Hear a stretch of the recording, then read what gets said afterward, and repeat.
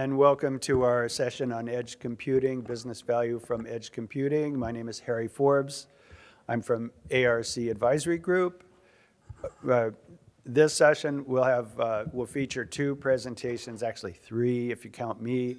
I'm going to have a few remarks, just kind of broadly to frame the question, and then we're going to have two excellent presentations, one from Khalid El-Sheikh of Al Khorayef Petroleum, who's going to be talking about artificial lift applications, and one from Cargill from Dominic DeKerf, talking about lifecycle for their systems. And then that will be followed by a panel discussion where we'll be joined by folks I'll introduce later from Schneider Electric, Universal Automation, and VMware.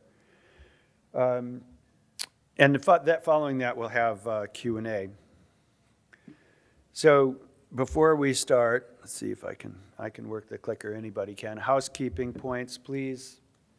Silence your devices. And also do provide feedback for sessions that you have attended.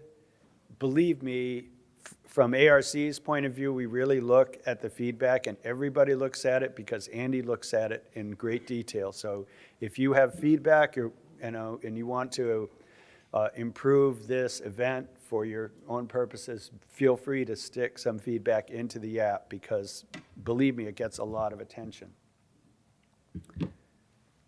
Okay. All right, so I'm just going to, I think I have about 3 or 4 slides, not very many. But all the hype about edge computing, who could have seen it coming? The introduction of the industrial internet 10 or 12 years ago had a vision that was pretty much edge bare. The idea was everything would be aggregated in the cloud. The cloud had unlimited storage, unlimited computation, unlimited capability for doing analytics, so the cloud was going to aggregate everything and do it analytics on a large scale on a large number of similar assets. When that vision met the real world of industrial production, what happened is that applications found that they needed continuous connectivity, or they needed local analytics because of latency issues or intermittent connectivity. And so there were issues that forced the applications to become localized, and that created a need for edge cloud integration. Now, this is the industrial view from our world of manufacturing. So it brought out the edge. Where is the edge? So the cliche that really became then, we had a cloud edge model or a cloud fog model. But then the next buzzword was, by the way, all these slides are on, you'll be able to get. Where is the edge? What edge are you talking about? That's kind of a tired cliche.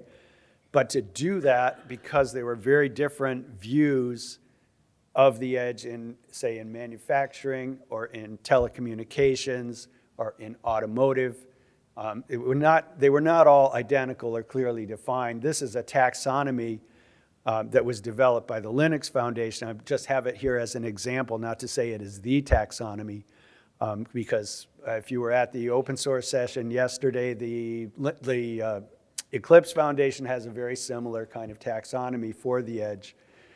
But with a really what they call diplomatically a service provider edge, which is really a telecom network edge, and then a user edge, which they break into 3 segments, being on-prem data center, smart device, meaning in our case maybe an industrial PC or larger, and then constrained devices, which is a lot of our automation world. So in ARC, we focus a lot on the more left side in terms of our market research for this space.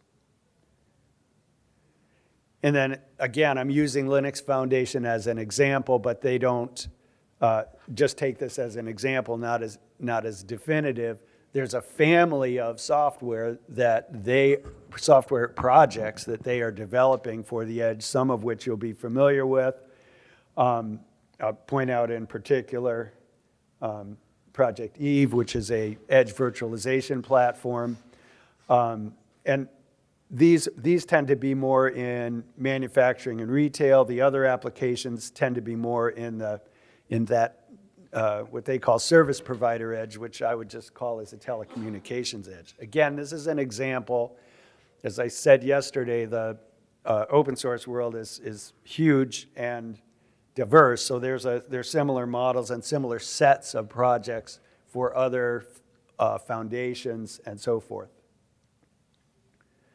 At ARC, we have our own definition, which focuses on more, as I said, the left-hand side, the more constrained devices, where we're talking about devices that used to be just protocol converters and now have compute capability, some application capability. And what we're finding is it gets a little more confusing from an analyst standpoint, because if you recall from maybe some of your visits in the showcase, the infrastructure is becoming smarter and smarter. So infrastructure providers, mention any names, but one of our sponsors was Belden,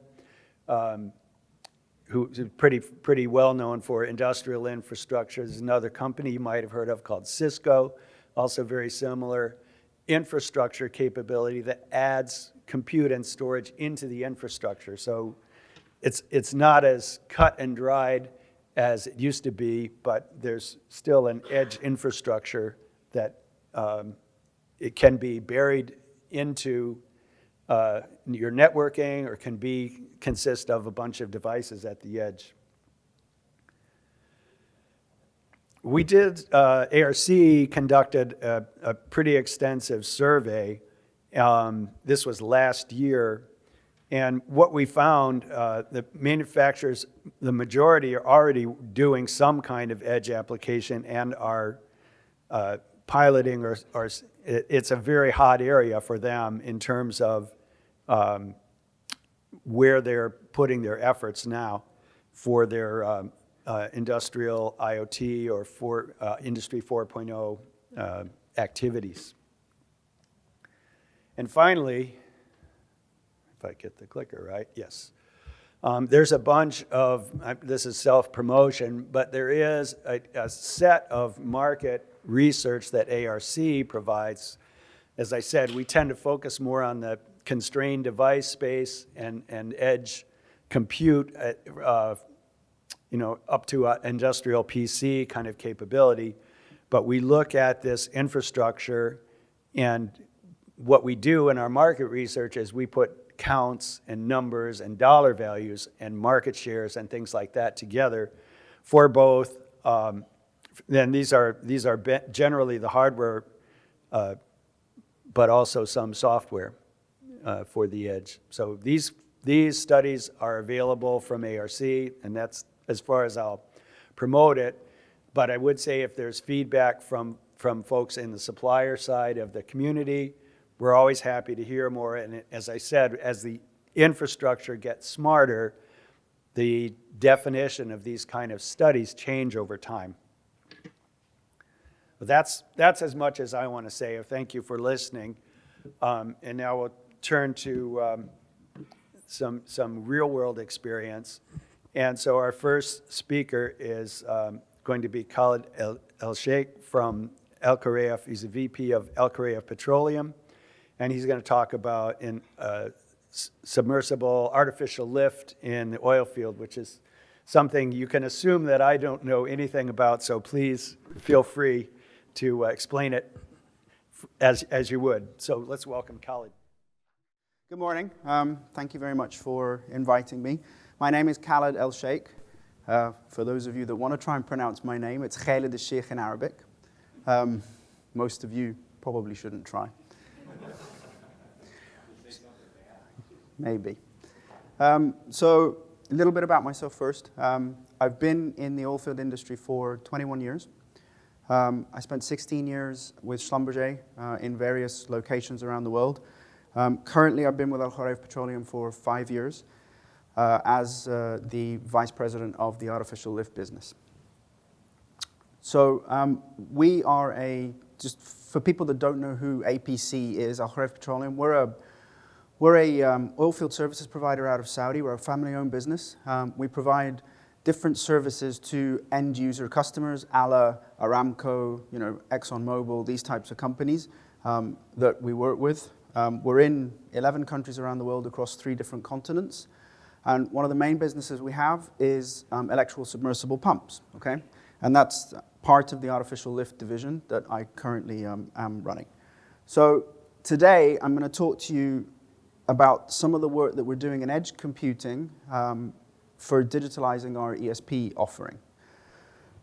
So first of all, I want to tell you what an ESP is. I'm assuming most of you don't know what an electrical submersible pump is, so I'm going to tell you what one is first, and then we can get into what we're doing. Okay, so what an ESP is, I want you to imagine an oil well, and you need to try to produce oil from this well. About 90% of the wells around the world do not produce naturally, okay? There are countries around the world, particularly in the Middle East, where they're very fortunate. When they drill a well, there's enough pressure for the oil to produce by itself. But most countries around the world, that doesn't really happen. And over time, even if it does happen, the reservoirs deplete very fast, and you will need some form of lift to get the fluid out the ground. There are multiple ways of doing this. You can use a rod pump, which I'm sure in the US you've seen them, the ones that go up and down. You see them in Texas a lot. You have electrical submersible pumps, which I'm going to describe to you now, and there's gas lift as well as another type, and plunger lift. There's many different types. So we're in the ESP business, or the electrical submersible pumping business, and the way this works is we put a centrifugal pump driven by an AC electric motor in the well, and we deploy it to the depth that we need it. So it could be anywhere from a few thousand feet to as much as 12,000 feet under the ground, and we connect a very long piece of electric cable to it, and we basically turn it on, and it starts to produce. Okay, so this is kind of what it looks like. We typically have a sensor on the bottom of the equipment, and I'll talk about that in a little bit. We then have the electric motor. So this is how we put it together in the field, actually. If you imagine on a rig, this is exactly what people will do. They'll put a sensor, they'll put another piece on top, another piece on top. We have to stack this equipment up. Just so you get an idea of the scale, the length of the motor is typically about 30 foot long. The length of the entire string, when we've put the whole thing together, is anywhere from 100 to 200 foot in length. Right? So it's quite a long piece of equipment. The reason it's so long is oil wells are quite, diameter-wise, they're quite small because they're very expensive to drill. So you're dealing with quite small diameters. These things are typically, the smallest are about 3.5 inches in diameter. The biggest can get up to sort of 7.5 inch in diameter. But typically what we normally use is 4.5 to 5.5 inch diameter equipment. So it's not very big. So to get the power you need the length.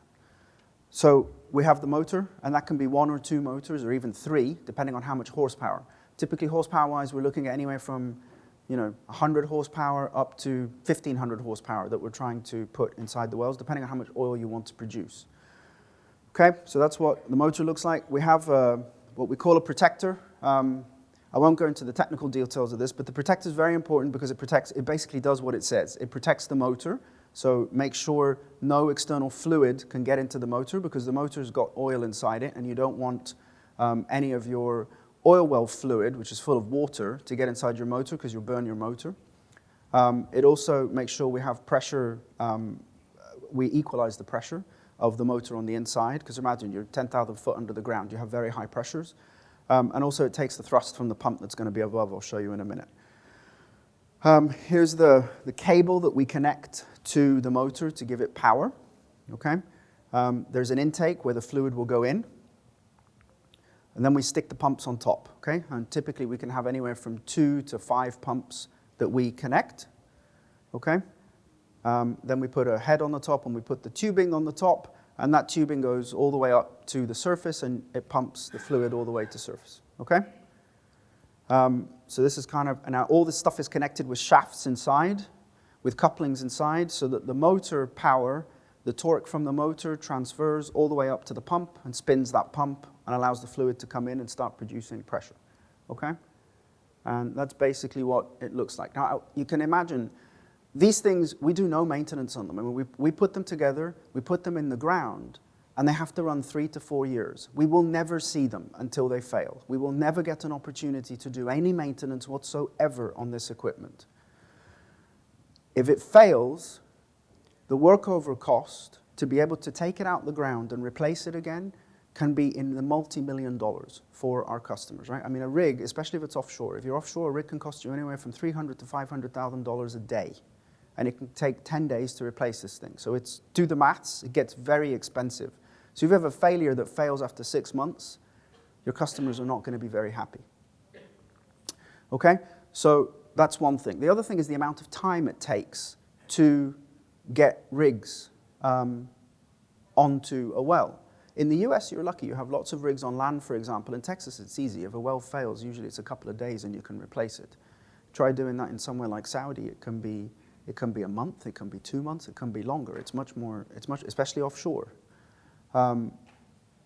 So you're not producing oil for that period of time. So that's what we call deferred oil. And that's lost oil for that period of time. Do the maths on that, and it gets very, very high. I mean, $100 a barrel that we're at today, or whatever it is today, I think it's about 80. It's a significant amount of money that our customers are basically losing out on until we manage to get them up and running again. So keep that in mind when we talk about failure prediction and why we're doing what we're doing with Edge. Okay, so this is, basically what the pump is doing. Right, now, let's talk about some of the production challenges that we have and what we would need from an automation perspective in order to have some sort of success to reduce those challenges. So first of all, we have reservoir challenges, right? So we produce quite a lot of sand and scale. You can see over here. So coming into the reservoir, this is not clean fluid, right? We have sand, we have gas, we have hydrogen sulfide, we have every sort of nasty type of thing. We have paraffins. We have every sort of nasty type of thing that you could possibly imagine that these pumps are having to withstand. What that does is it's going to destroy your pumps. Imagine a lot of sand going through your pumps. This is spinning at 3,600 RPM, and it's steel at the end of the day. Right? There's only so much wear your pumps can take before they fail. Now, what we want is some way that we can detect and be able to respond to those issues in an automated fashion. Right? Remember, I told you there's a sensor at the bottom, so we do have some data that we can interpret.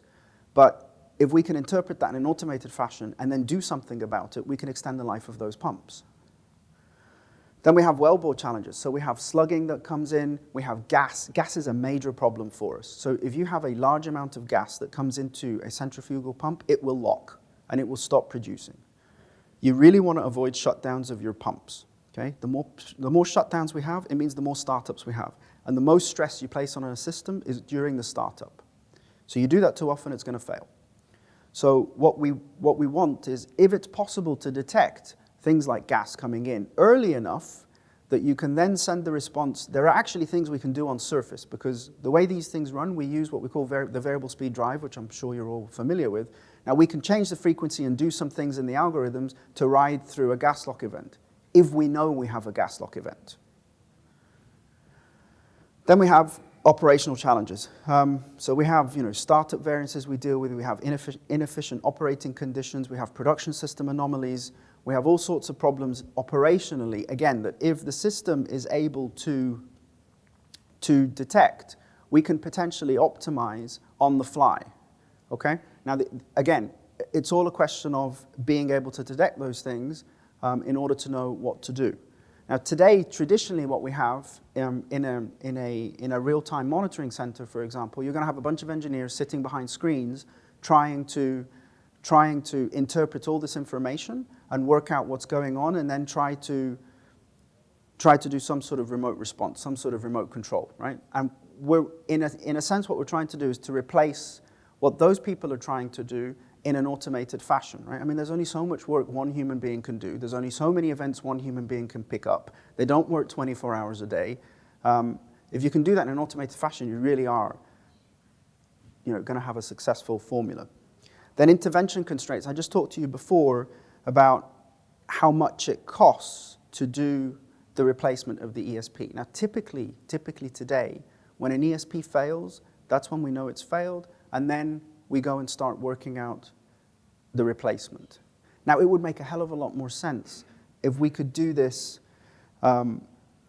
if we could predict that we knew we were going to have a failure in time, we could schedule way earlier. So if we knew that we only had 3-4 months left on the system's run life, we could start scheduling rigs early.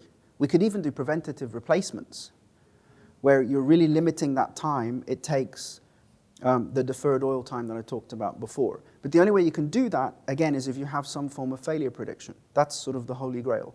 You get the failure prediction working, man, you really do have a successful offering.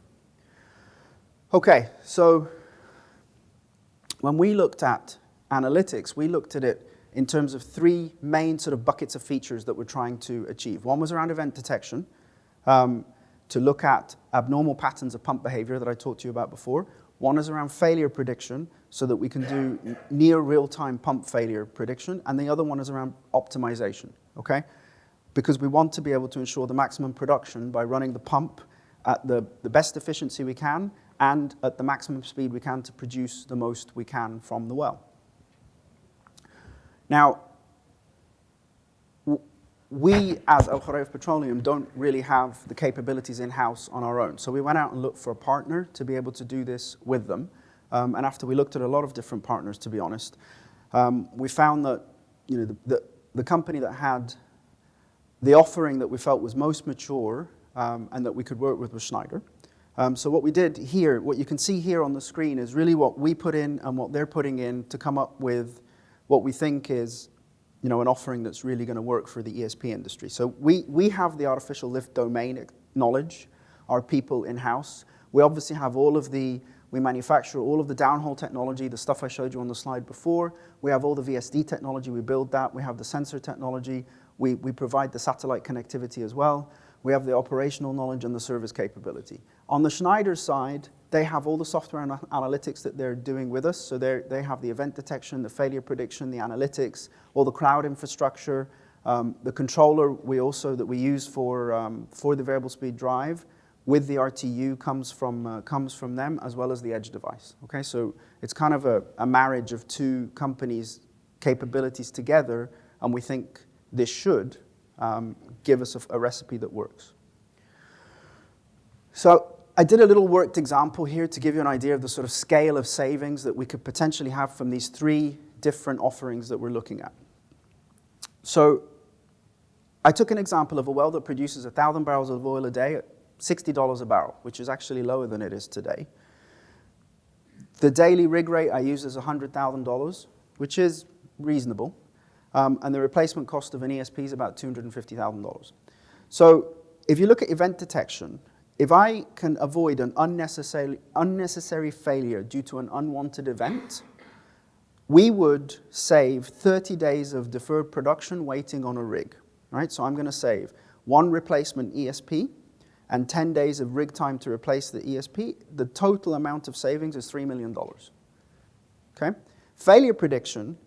If I can plan the rig schedule based on near real-time predicted pump failure, I'd avoid about 30 days of deferred production waiting on a rig, which is about $2 million in this worked example. And if I can increase the production just by 10%, which isn't really a huge amount, if I can just increase the production by 10% and my pump runs for 3 years, and I get 10% reduction in electricity consumption through improved efficiency, it's $6.6 million of savings to my customers, right? So that's almost, if you add the 3 up, just on one well, we're almost at $12 million. Multiply that by the number of wells, etc. Suddenly you start to see the scale of the types of savings that you make for your customers. Hence why this is really quite interesting. The business case makes a lot of sense. Okay, so when we looked at, most of you have probably seen this slide before. This is a very old slide from Cisco from 2013. But when you look at it, and the model for IoT doesn't really change for what we need or from what anyone really needs. So we needed the physical devices and controllers, so that's the things in IoT. We needed the connectivity, the edge computing, and all the stuff that you see at the top here, the data accumulation, the abstraction, etc. So you need this all working together in order to have an offering. Hence why we had to do this with the collaborator. Right? We couldn't do all this on our own. So let me talk about the physical layer. So the physical layer, what we have out there today is we have the variable speed drive. The brain of the variable speed drive is here. So we have both the controller that we use, which is this one that you can see up here. Now, the controller we use a relatively generic controller that Schneider provides us, but we had to develop the software for the ESP industry. They'd never done it on an ESP before, so collaboratively together, we developed all the software needed to actually run the ESP, right? So that was done together, and that's actually out there in the field now. I think we have a couple of hundred of these running. And it's a very rugged designed controller. These things have to, like I said, these things have to last in 55 degrees C, 98% humidity, stuck out somewhere in the middle of the sea somewhere. So they really do have to take a pretty severe beating.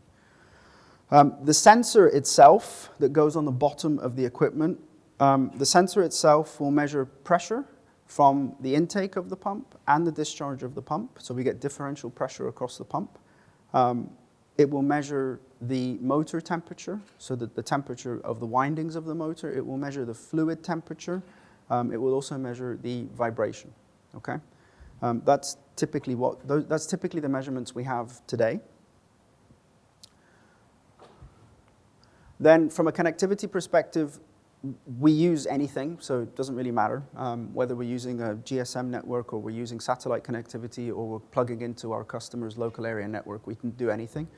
One of the main limitations we have, because we work in the oil field, a huge number of our customers have no GSM networks in the middle of the desert or the middle of the jungle in Colombia somewhere, or the middle of, I was out in the middle of the desert in Iraq a couple of years ago, and they had 2G connectivity. There's not a lot you can do with that.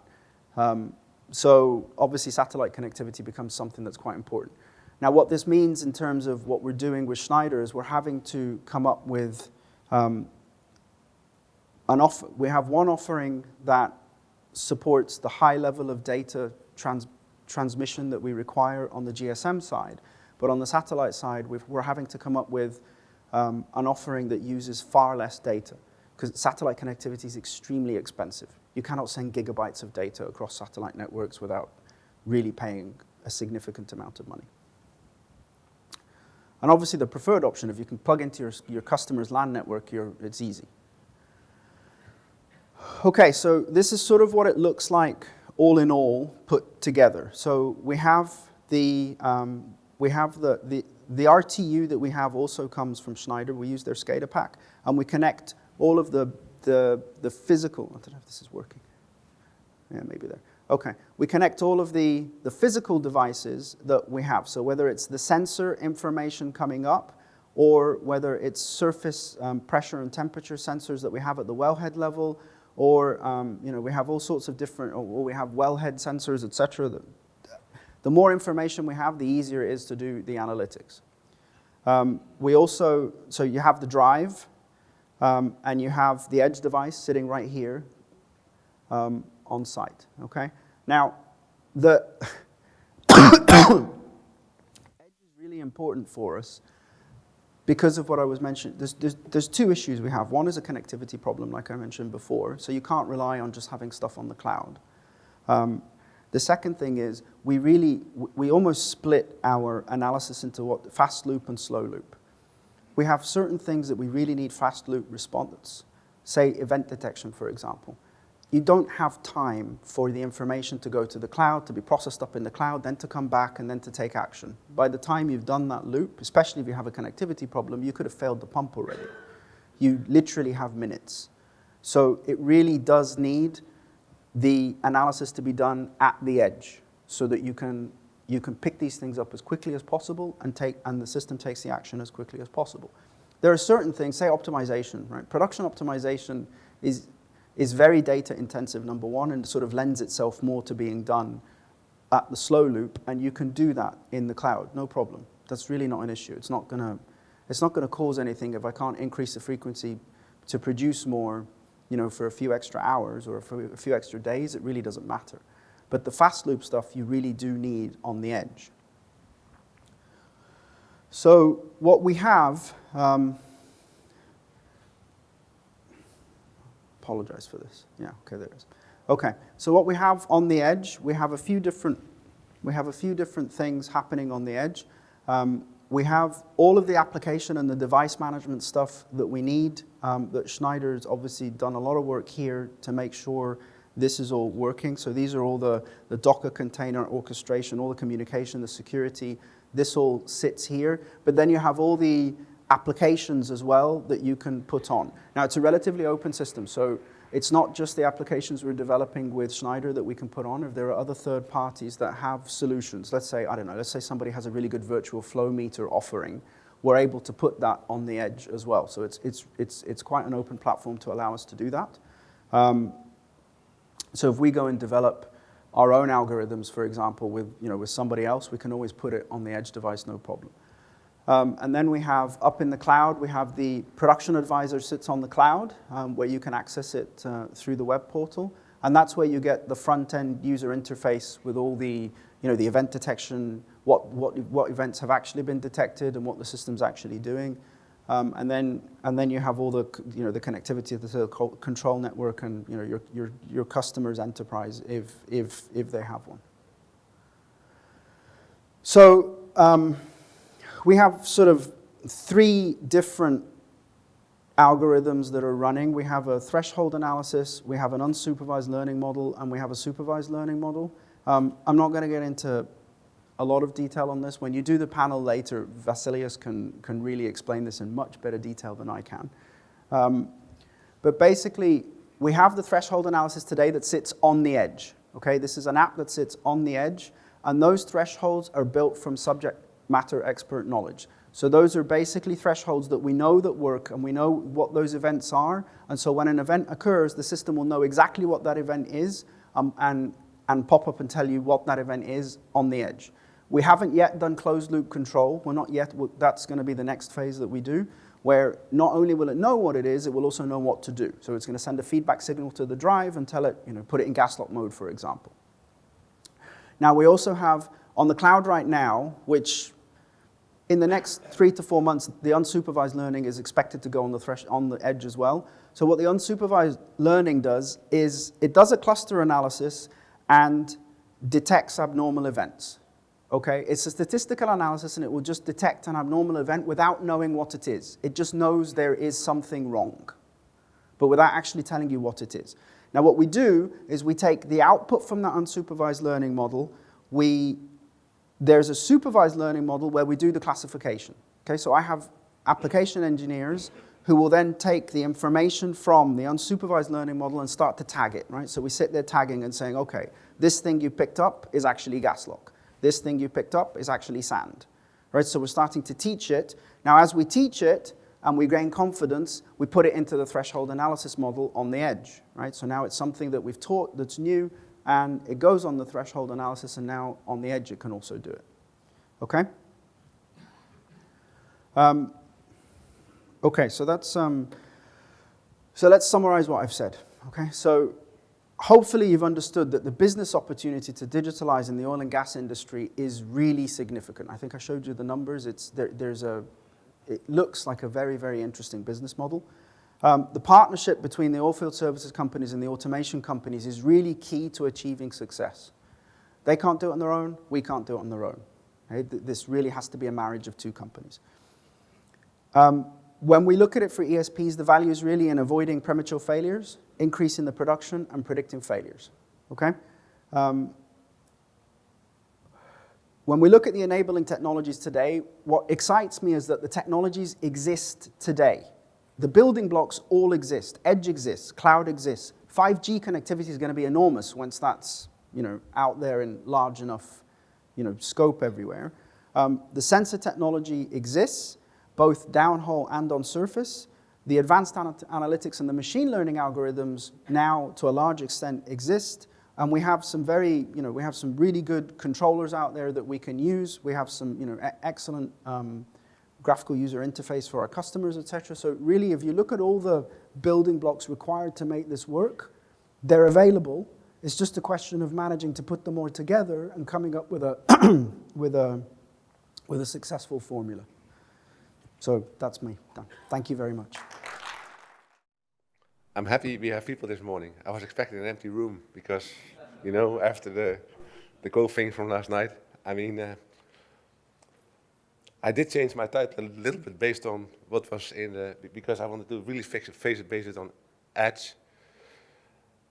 I gave an earlier version of this already in ARC forums in Europe and Asia, but it's more based again on the basic process control. But in this one, I want to really reflect a bit on how it impacts as well our edge systems in the field edge. First, something about myself. My name is Dominic. I was born and raised in the Netherlands. Harry was able to say my name almost correct, which is really difficult because most people can't. If it's not Dutch. I worked 32 years for Cargill. First a few years in the local plant close to Antwerp, Belgium. And after a few years I was lifted and shifted to regional roles in engineering. Always been automation. Always more at the IT/OT side before it was called IT/OT. And did everything from level 4 to level 2 and back. So that's me. Cargill is a large company, I have to admit. We have more facilities. If I would go every day to a facility for 3 years, I would not go to all the plants in 3 years, right? So it takes more than 3 years to go to every plant. I'm in a corporate position. I'm actually the only automation architect on corporate level in Cargill. All the rest is in the groups, in the projects, in the locations. So I don't have a team. I'm more like an influencer. And I'm mostly involved when it is very bad, very new, or very big, right? But nothing if it's just boring and working. So title is, how can you make sure that if you have field edge, and that's something I could come back to very soon, how can you make sure that you can keep using it in the same life cycle as the DCS without going bankrupt, simply said. Because I'm really going back to the 1990s. When we did MES version 0 back in 97, we spent a lot of money on Gensim G2 in that time in one plant for a loadout system. And it took us 20 years to take it out. And we kept paying a lot of money every year to keep it going for a loadout system, right? Also back in the 90s in China, we needed a special interface for our Ethernet MCCs back in 98. So we asked one of our main vendors to develop it. We bought the functional module. You would now call it the DCN, right? We spent a lot of money on it. And 3 years after the plant was live, the module was withdrawn. I still run with that same module, about 40 of them in the plant. We still use the same OCX-based technology, which was high-tech at the time. And we can't change the user interface because, again, the block is built, we don't have the code, no way to go. And if I look at the kind of, I call them toys, that we start deploying everywhere, I have a hard time understanding how to maintain that, right? So that's the lesson, that's the kind of gist of what I'm going to talk about. This is a slide I'm using quite a bit to explain the complexities of life cycle in any automation system. Before the year 2000, we had no patches, right? No patches, nothing, it didn't happen. Right now, we, as Cargill, are having a pretty strict lifecycle requirement for our Windows-based stuff and the networks. But that really means a lot of downtime, a lot of work, a lot of rework, a lot of redoing applications. And I keep wondering, can we keep doing that? When I talked to Jaco Opmeer, one of my peers in Shell, very active in OPAF, he and I both agree that if we keep doing this, it's like a cliff. I can't imagine if we keep doing this, and we must really follow NIST 2 and all other kinds of laws, right? And be a good citizen, that we can really keep the plant running. Because frankly, it's too much work, too much time, we have no people, it's just too complex. So in my mind, I see a poor technician, a poor engineer, who we hired 5-10 years ago, who's really smart, really good. But if you do something only once every day, once every month, once every year, and you have 10, 20, 30, 40 different kind of styles of how to do your work, hey, you get confused, right? So to me,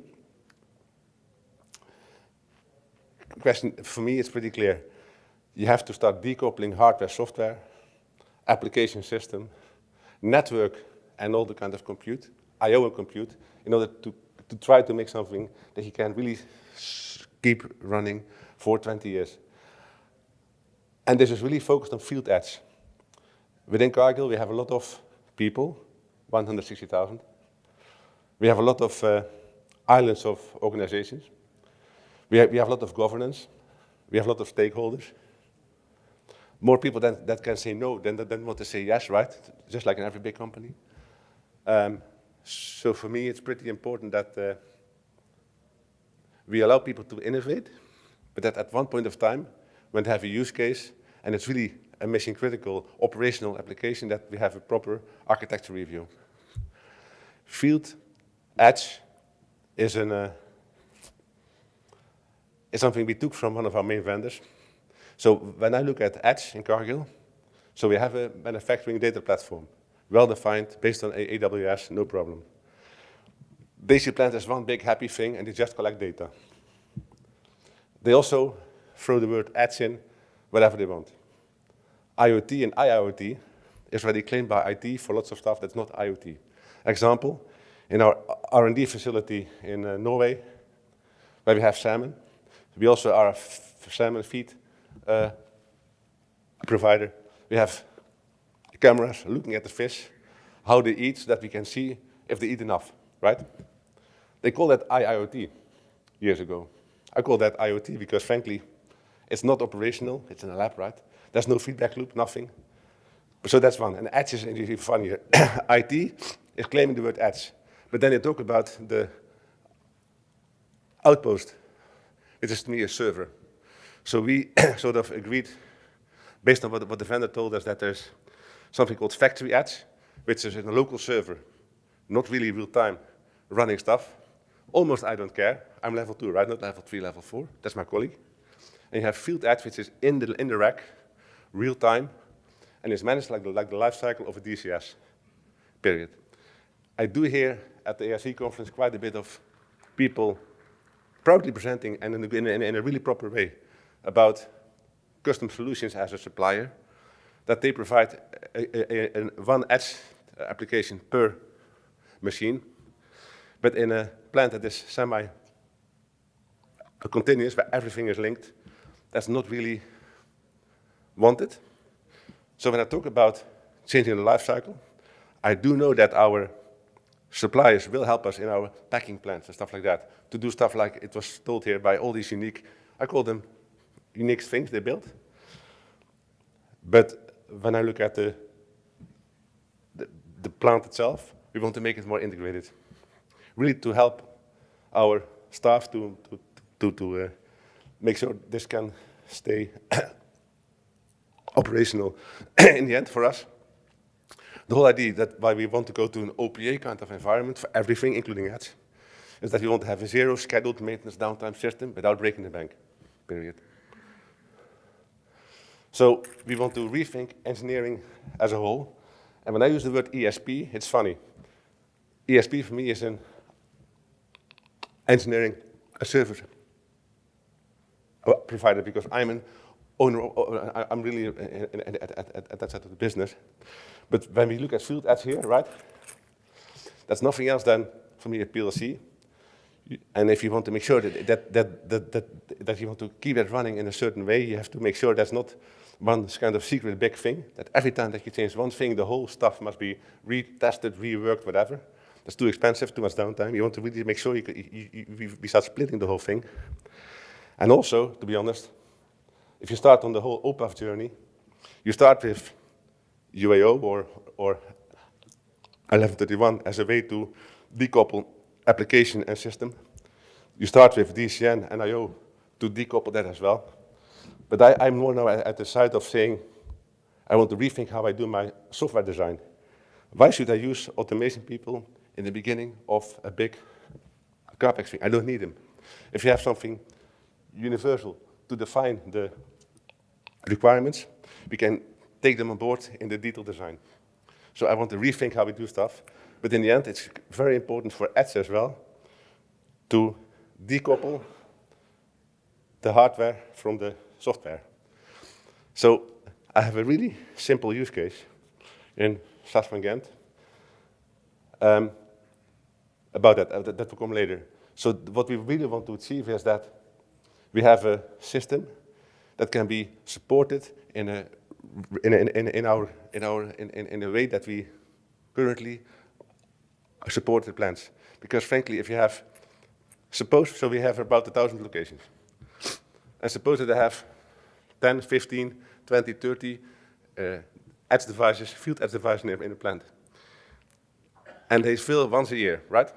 How the heck are we going to maintain that, right? Not possible. And suppose that you must patch those because we're now working on Docker container OT cybersecurity principles. And if you start patching like what I think we will do every 6 months, how the heck do you do that, right? And again, in our packing, we don't own the code sometimes, that's okay. So we have cases where we use the machine and it's maintained by the third party. But in many cases, we do it ourselves. So we want to be able to add stuff and change stuff without having to stop the whole system and do retesting. It's really OPA. To me, this is a really nice bridge to the next session, right, to be honest. I'm talking OPA, but then for gateways in this case. Because to me, again, I don't understand why people think they can just keep adding complex things without changing the basic org in your plant.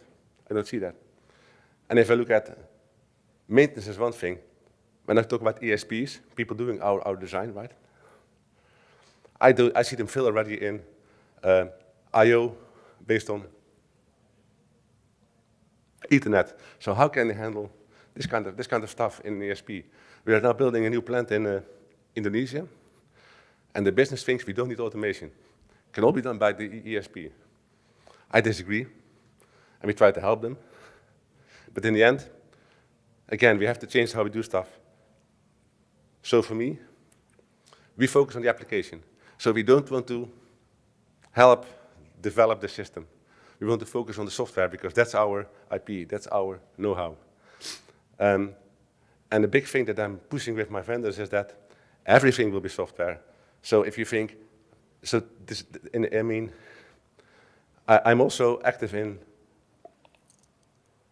OMAC, and there we talk about data governance between OEM, integrator, and end user.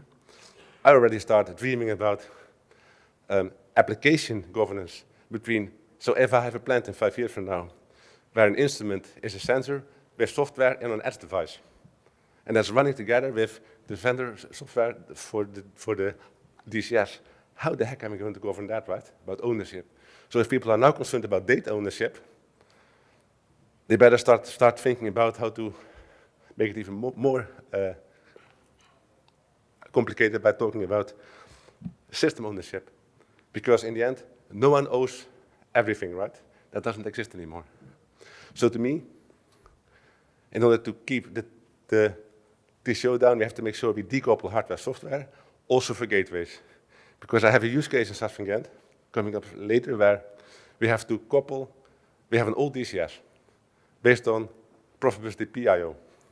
The vendor is now telling us to go to new I/O, and the I/O is from 1987, so it's time, right? But the new I/O is Profinet. And the old system does not support Profinet. So you start taking out the I/O. We need, for all our DCS, so the whole DCS, we need one gateway to go from Profibus DP master to PNIO. That doesn't exist, because that's really a weird, you can go from Profinet to Profibus, but not the other way around. And the other thing is, if you want to update, that's only one channel, right? So let's say that's 1,000 I/O, not a lot. But if you want to put that into new I/O, you don't do it in one time, but you do it over time. And everything is custom, configured. I really have semi-nightmares thinking about how the heck are they going to test and configure all those gradual changes without downtime. They think they can do it, I don't believe it. I simply don't believe it, because you have our medium-sized plants are having like 20,000 I/O, 1,200 motors. Not a lot, I know. Some have a lot more. But doing that over time is just, and without a big plan, no downtime, difficult, right? So to me, we want to rethink that whole thing. And again, I take the slides from the BPCS because to me, you should treat it like a BPCS. If you do a field edge device, you must treat it the same way. Otherwise, you can't maintain it for the same life cycle in the same way with the same people. And again, I'm a big fan of open standards, where I have a joke to my colleagues that if you use OpenCUA without a companion spec, you still make legacy. I'm sorry. Where I joke to my colleagues on level 3 that if you buy a big MAS as big, chunky thing, have fun, we do it right now, but it's still legacy, no matter how new it is. Because I believe in a new kind of way of doing software. So to me, again, going to the use case, we do have the DP masters. They should go to Profinet IO slaves. Looks simple, right? Because later on we can then update the CPU, the controller. And that's really, we have this in 3 or 4 plants. And I really took the picture I have from my other UAO kind of presentations, and just added the kind of, because we want to be OPAS ready, right, with everything we do. But to me, the gateway stuff should more be like a DCN with one software for the whole plant, so not 1131 based per gateway, but really one application for the whole plant, where you can just add and do stuff, and then download it to the right compute. Again, this is not for packaging, I know that. For packaging, we do different things. We do stuff like what was shown earlier, because that's maintained by the vendor. But for this, it's really important. So this is really for field edge, but I think there's no reason to not use the DCN compute kind of thing to do this. So I'm having, and I did also look at the kind of software, right? Because you have multiple ways to make a gateway. You can go for the, you can make a PLC program, sort of, right? With function blocks doing the conversion. There are also tools from vendors, I will not name them here, but there are tools from vendors that you can do. But one of the standards I'm really leaning towards as well is UAO, right? So the 499. Because that will allow me to make that whole gateway layer in advance without knowing how many gateways I have, and then just download them on the spot. And of course, you still need to do new downloads, right? So there's still a risk, but not like I must configure every gateway with a special tool, looking at all the bits and bytes, because gateways are not simple, right? Gateways are not simple. People who think gateways are simple are not configuring them.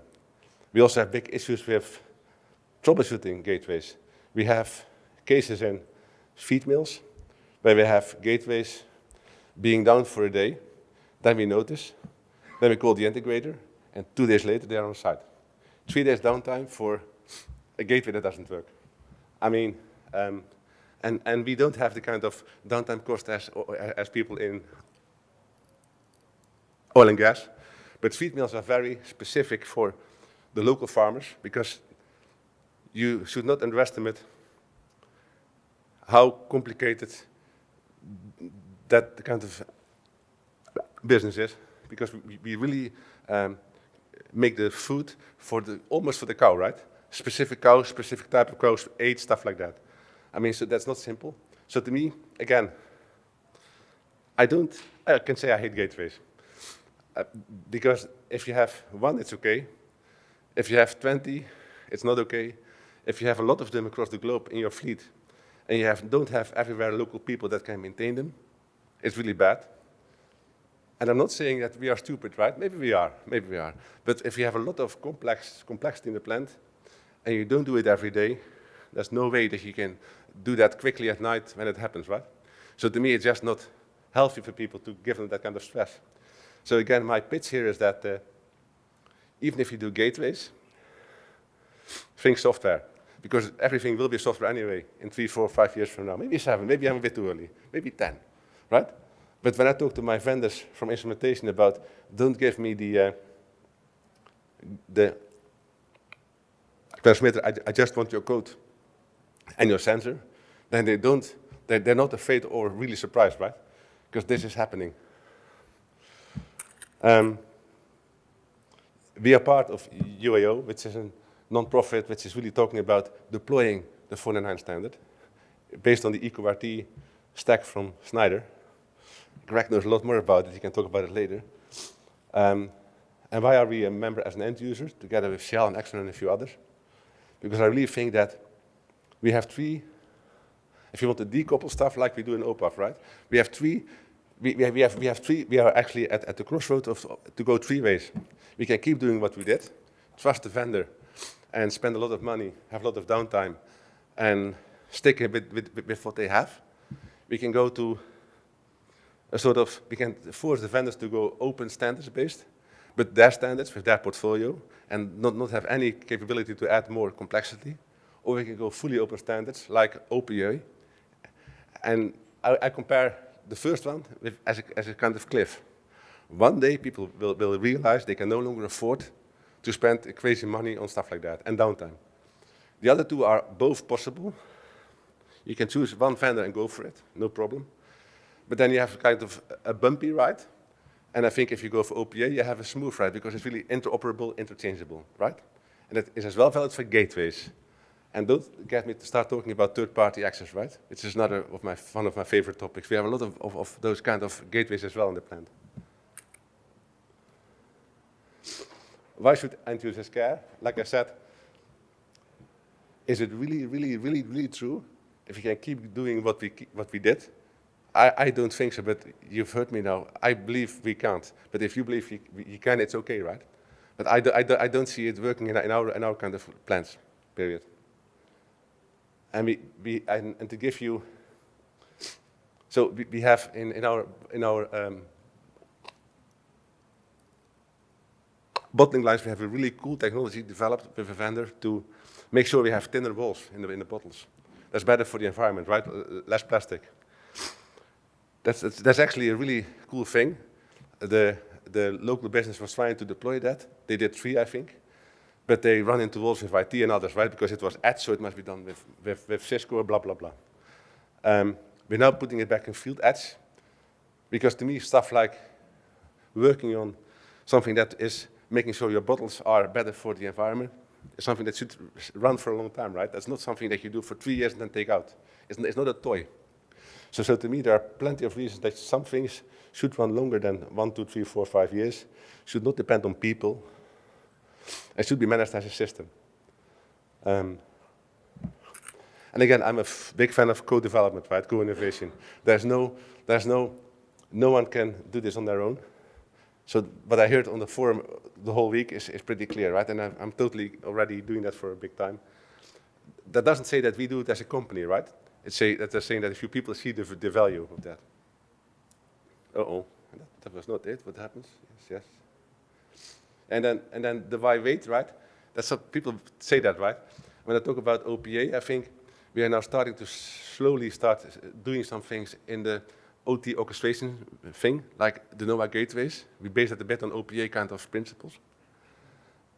Because we do have some field edge things running in Germany together with Belden. That's the hardware that they show here, where we are really testing the waters on what's the complexity, how many containers, how many points, how is the OT security. I have some nice debates with my IT peers about OT cybersecurity for Docker containers, right? I mean that's one of the cooler things I'm doing lately. But to me, if we do have a plant in the UK where we have Foxborough as a DCS. We are now there. That plant was built, I think, in '88, not very old, for us as Cargill. We are now starting the third major iteration, as in taking out all the CPUs and buying new ones. Also take out the old PLC 5s again. PLC 5 should be out by now. But because Snyder is an active member of UO and OPA, we're looking at how can we sort of make the software ready for OPA. I mean, but that is not an easy journey. I thought it was an easy journey together with my peers in the business, but the plant is fighting back like crazy. The vendor locally, not Snyder, the vendor locally is saying, oh, I can't sell my IA nodes. And people locally want to keep what they did, right, with software. So to me, waiting is never a good plan because we have to rewrite the software anyway. And I must say, after about 20, 30 years and all the changes, it's time to rewrite completely, but doing it well. Because here's what I've learned from doing projects. If you spend money, building a good plant or a bad plant costs the same amount of money. But one run and one doesn't run. That's the only difference. And people don't see it at the outside. It's the same shiny tanks and stuff like that, right? The same computers. But running or not running is a big thing. I would like to do the same thing as that Exxon did yesterday. I would really try to encourage people to start at least supporting actively open industry standards. Because that's the only way to make this happen in the long run. I understand that it's difficult for companies to have people available and money available to join every initiative. Not possible. But you can at least do some active support, because to me, if you start when it's all ready, you're too late. Period. And that was, I think, my little talk. So, bottom line, there are places for every solution. It's okay to have, if you have a skit, it's okay to have a sort of thing managed by a third party, and I don't care, because vendors can afford to have people to support that, but end users can't. At least most end users can't. Because there's something about cost per ton, right? Or cost per bushel, or cost whatever you do. I mean, so I'm sure I didn't give you any big numbers around what we save on ads, because A, I don't want to share, and B, there's a lot going on that I don't know, because I'm just one person out of 160,000, right? And it should be local, but I'm looking more at the time it's getting serious, and field ads, I want to make sure it's done properly. Otherwise, it's not really, you can't really. The biggest problem for all companies is not to start something, but to keep it going, right? That's the only big problem. Not doing change. Change is easy, but keep it going for 1, 2, 3, 4, 5, 10 years. That's a big deal. So with that, I want to give back the floor to our chairman here. I'm sorry I went way too long. And right now, I'd ask the panelists and presenters both to come up and sit at the front. Dominic and Khalid, and also Greg, Vasilios, and Ken. Yeah, so see, this is not our panel for this session. Thank you. Yeah. So let's just leave that slide up, because that's our panel. Yeah, please come up and take a seat. I just want to comment a couple of things that Dominic said that really resonated with me. The feeling of going off a cliff with the installed base that you're running. One comment I would make is that I think definitely the genesis of the Open Process Automation Forum was a major oil producer thinking that they were running off a cliff with a large installed base of obsolete equipment that they couldn't maintain. And a chemical producer also, who I talk to very often, has a severe problem with this kind of integration. You're talking about hating gateways. Well, it's much more a part of people's life in the operating space than it used to be, and not less of a pain.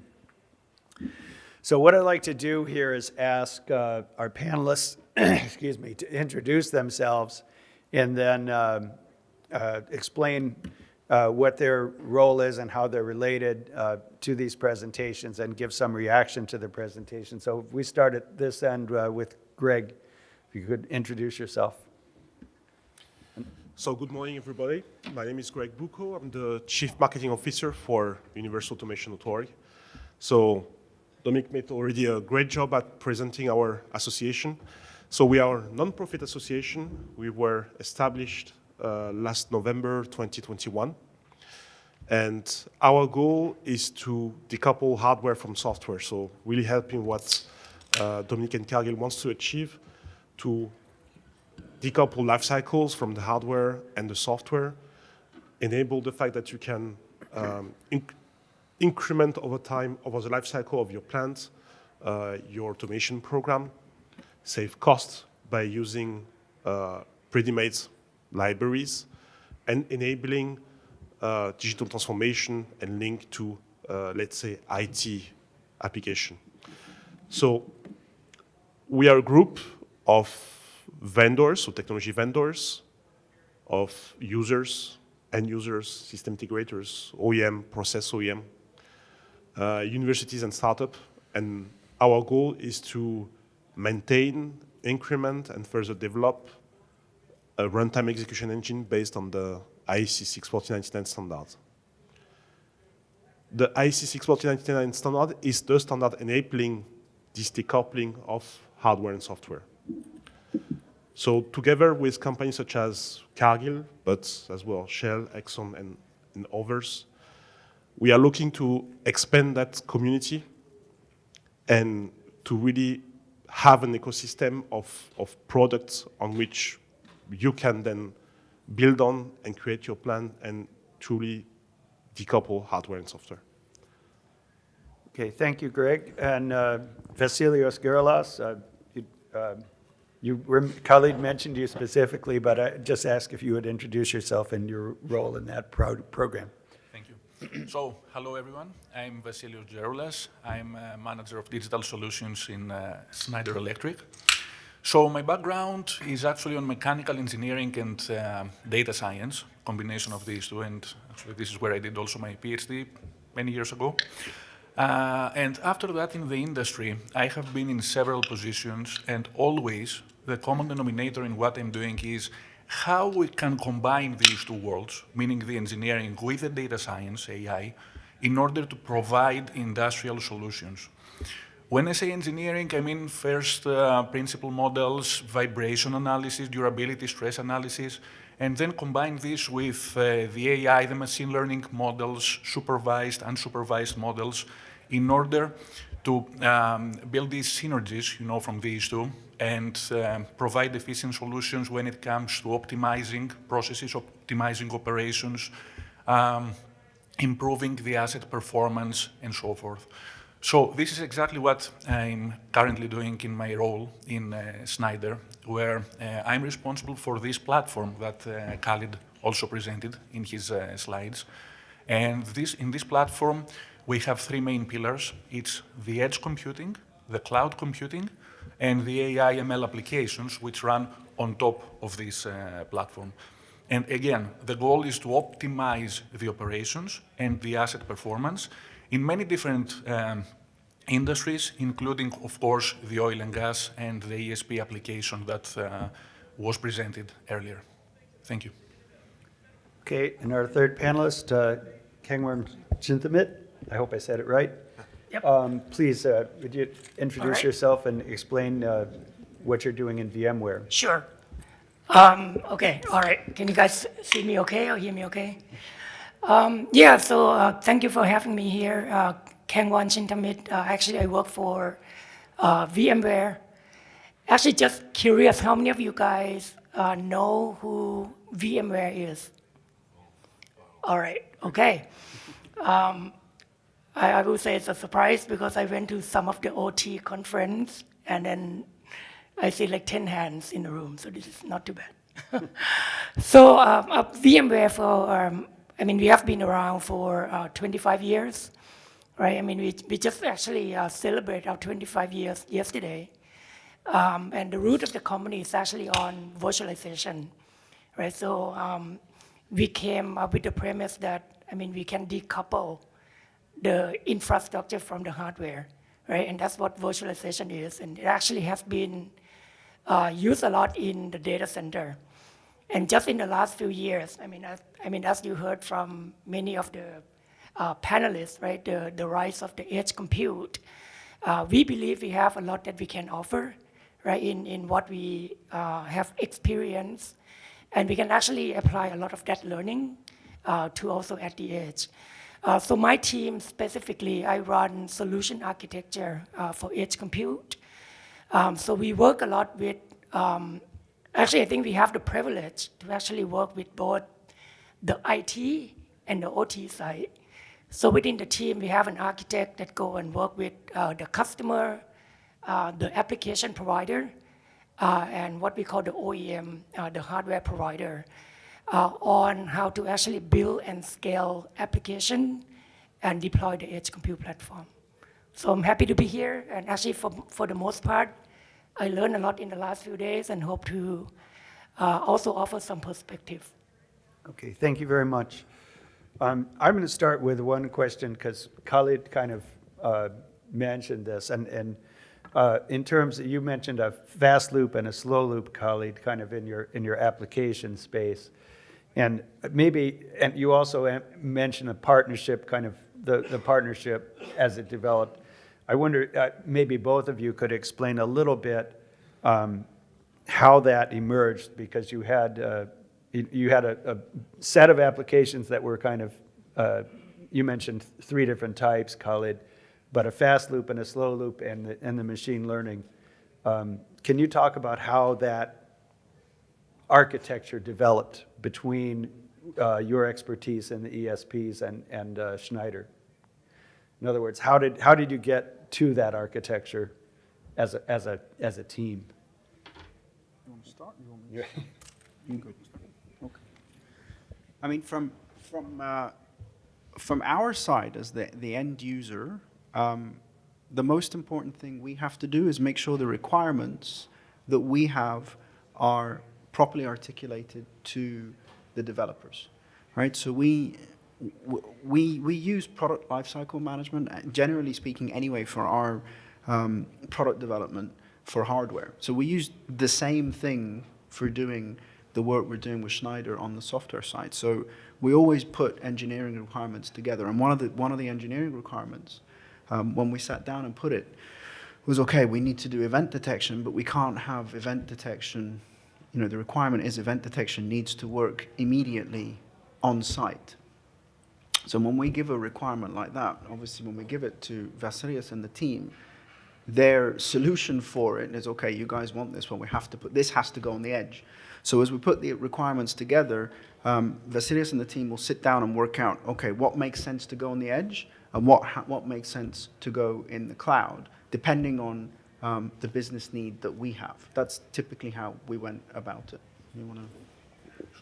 Does that answer your? Yes. Help answer your question? Can we see it from your side, Yeah, Vasilius? actually, Not- Khaled described it very nicely. So based on the requirements that we got, it was clear that Edge by itself or cloud by itself could not provide the solution. We wanted the hybrid model platform combining both the cloud and the edge. So for the hot analytics and the fast reaction to the event detection and so forth, all this is done on the edge. Now, at the same time, based on the insights that we extract on the edge, we want only the useful information to upload it to the cloud so that remotely anyone can just log into the system, I mean anyone from Alcourage, of course, can log into the system and see how this specific well is behaving, how in general the whole fleet of wells and the ESPs are behaving. So in order to solve the problems with lack of connectivity, or for example for the cost, because if you upload to the cloud everything, all the information, it will be extremely expensive. So we do all the work, the analytics on the edge, and upload on the cloud only what is really needed. That's how we came up with this architecture. Okay, thank you. I posed this question probably to Greg and Dominic, but in this, you were talking about changing the software life cycle, and how does, and the decoupling obviously makes that life cycle much more flexible, the decoupling of I/O and hardware. But the question I kind of had is how can we, in the industrial space, accept having a much more rapid development cycle, like you were pointing on your slides, because usually our attitude is not to change things. So I'd kind of ask Greg and Dominic, how you contribute to that more rapid life cycle or a development cycle, and how we can get adopt that with assurance. Because the attitude a lot of people have, and understandably, is let's not touch anything if it's still working. But if we try to make incremental improvement, we're going to end up deploying things. And how do we manage we see the advantage, but how do we manage the risk of that? Can maybe talk about that software life cycle a little bit? I actually have a passion for that. There are parts of the application that you only want to change very seldom. Like, does a motor really work different in 20 years from now, right? Who knows? I don't think so. I think it will be the same. But other parts, you want to touch when you want to really add something that you want, right? It must be much quicker. Because in the past, when we were building a plant, you do it with a big project. It takes you a year to get a change in, right? To do it properly, safe and secure and legally. I did hear a nice presentation yesterday. Someone sending really smart people to a plant to do stuff quickly. And that's okay for a proof of concept, but not for an industrial plant, right? That's not doable. So to me, it's, you can choose, you must be able to choose what you change versus change everything or test everything when you make a change. That's one. So because I have to quote again, Jaco, I think, I want to update when I replace a component. And I have a story about our current plant where we had an issue with one workstation, and we had to update the whole plant before we could work on that one thing. That is not practical, period. I mean, so some things change a lot, others change never. And by doing it in 499 and other things, you have to make sure you design your software in such a way that you can handle that, period.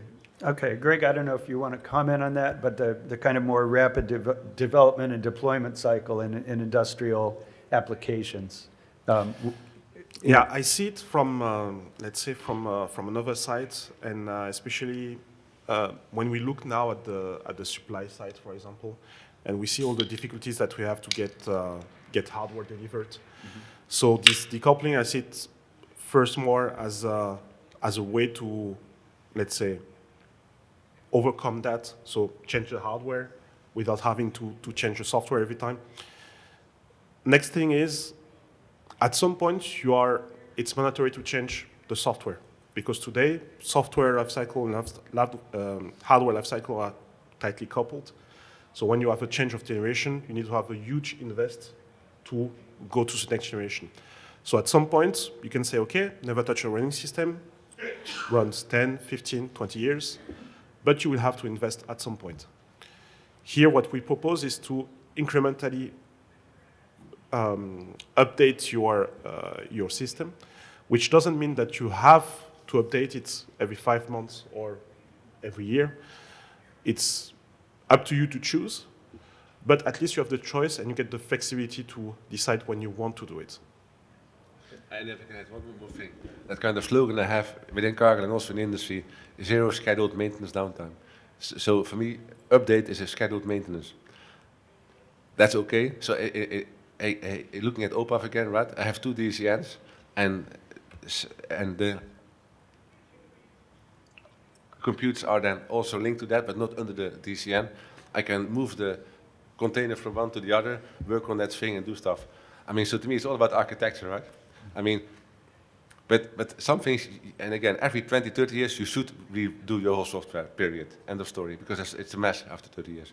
But only by choice, not because Windows tells you to, right? Something like that. That's I think that's the thing.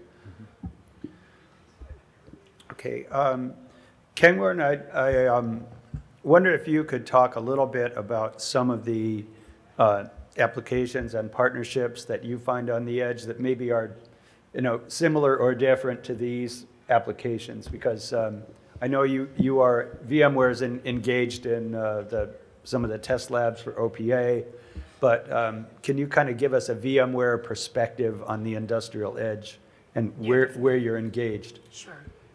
All right. Yeah, so I think we actually see a pretty broad spectrum, right?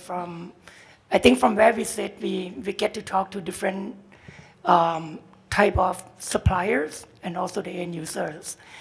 And I mean, a lot of the projects start with focusing on the analytics, right? Because, I mean, you have sensors, maybe like we consider camera to be another type of sensors, right? Generate a lot of data. But a lot of them is still more around, hey, how do I make sense of the data? How do I actually make use of this data? But you don't yet have the control loop, because in some cases it's not really possible because the way that the application is sitting. But then we have some of the customers that are more forward-looking, right, and try to bring everything together, like be able to first collect the data, and then the second part, be able to feed that information back into the control loop. And that's why they kind of take a step back and say, okay, for us to do something like this, what should the platform look like, right? Instead of start throwing in like edge compute in different parts of the networks in order to do their short-term need. They take a look at, okay, in the longer term, if I need to go into like an OPA type architecture or have a full control loop, what is the edge infrastructure for them need to look like? And they have to take into account a lot of it on the networking part. Because you see that there will be a lot more communications and traffic that now has to go back and forth, like in the OPA case, between the DCN and the ACP. So that's something that you kind of have to keep in mind when you start looking at your edge compute project as a whole. Okay, thank you. We have a few minutes left, and so I belatedly will ask for questions from the floor if someone would like to make a question or a comment. And I see one hand, two hands. Maybe we'll go to this one first, if that's okay. Oh, Ralph, oh, well, go up to the front if that's okay. Just identify yourself and ask your question, please. Hello, I'm Brian Ashcraft with Dow Chemical. My first comment is engineers are very creative people. When you start turning them loose on some of these, the ability to add things to your edge devices, has the experience gone long enough to experience when folks are taking advantage of undocumented features on the hardware, and then you try to upgrade the hardware and everything breaks? From the software perspective, I know there's the standards for how things are supposed to behave, but there's a difference in how people program once they experience a behavior and they take advantage of it. Okay, who would like to? From either a consumer side or a vendor side, have you experienced Yeah. any of these trauma, version trauma problems yet? Okay, Dominic, go ahead. We do have that experience in some of our function blocks with PLCs, right? I mean, it's very classic for me. We use undocumented features, and then when they change versions, we have to change our code. On the edge, we don't do it long enough to do it. But my expectation is about if you use a standard, if you allow an engineer, if they have the capability and time, right? That's the other thing. You must give them time and capabilities as well, and that's also a problem nowadays. If you give them the freedom to do whatever they want in Linux, whatever, right? Make something nice, then the chance that that will break is more than if I base it on 499 using a vendor supply tool, right? I mean, either 4Diac or the EcoRT thing from Schneider. I mean, so but we don't have the experience on Edge yet, but I'm waiting for it because hey, this is what you're seeing will happen, right? That's no big deal for me. Either in one of the smart devices, because they are trying to sell us also smart valves, right? With all stuff integrated with software. Everything software will be buggy, right? So it doesn't matter. So it will happen, but and I don't think there's a solution for it, right? I mean, you're asking a question that people can't answer. It's okay, ask them as well. But yeah, I think it's difficult, although maybe you disagree, but that's my opinion. Any comment, Vasilios? No, I don't disagree. Actually, I agree that if you leave an engineer, maybe he will break it, and I'm an engineer, and I will break it. And that's why it's very important to work in multidisciplinary teams, with the experts in each domain in order to come up with the optimum solution. From a user perspective, it's an interesting point.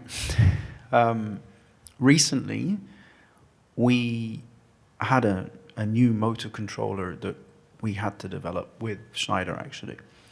And their engineers copied the software from the previous version, which is like you said, engineers like to be, like to think outside the box. I think this was an easy shortcut. But what ended up happening is obviously some of the mapping wasn't correct and it just didn't work. But the check and balance we have on our side is we don't put anything in the field until it's been fully tested inside the facility. So we have a very strict validation verification process. that will test everything before we put it out in, 200-300 different pieces of hardware we have in the field. Otherwise, what you just described would actually end up being a pretty big catastrophe. So yeah, we're very careful to make sure that before we put something in the field, we validated it works properly, and it usually we pick, that's when we normally find the bugs and the problems before we send it out there. Khalid, just to clarify, we found the solution right away, right? I knew he was going to say that. Yes, you did. Okay, there was a question in the back from Don Bertuziak. I don't know if he's still questioning, probably. Yeah, Khalid and Dominic, thank you for substantive talks this morning. My question really is to Khalid. It's about the application. So are you doing the learning on well-specific basis, or can you do the learning fleet-wide? Both. So we have to do the learning well by well initially, because every well is a little bit unique. But those learnings from the wells, as we bring them up to the cloud, then we send them back out to the fleet. So the fleet then learns from the individual wells. Now, it may not be exactly the same, but it allows you the sort of default starting point. And then if you need to tweak it for a particular well, it's much easier to tweak the learning from some previous learning that you had from another well. Does that answer your question? Okay, any other questions To from? add something Go ahead, on that, actually. Vasilios. Sorry. The problem is didn't that mean to interrupt. for some wells, actually, there is more data also than other wells. And that's why sometimes we have to group them and learn the model for the fleet, based on the fleet of wells. And then for each well, we can use techniques like transfer learning, in order to calibrate the model based on each well, if there is not enough data. Okay, any other questions? Okay, seeing none, I just have to make two really quick comments. First, thank you very much for these presentations. I thought they were both excellent, and what I'm going to take away from them is a great appreciation for the difficulty of what artificial lift is, and the difficulties you get there. And from Dominic, I think one thing you said you could probably sell to the OPC Foundation, you said, using OPC UA without a companion spec, you're creating legacy. And I love that. I love that quote. I think they might too. But we had, I think, some really excellent presentations here, and so I'd like you to give your thanks to our presenters and panel. Thank you.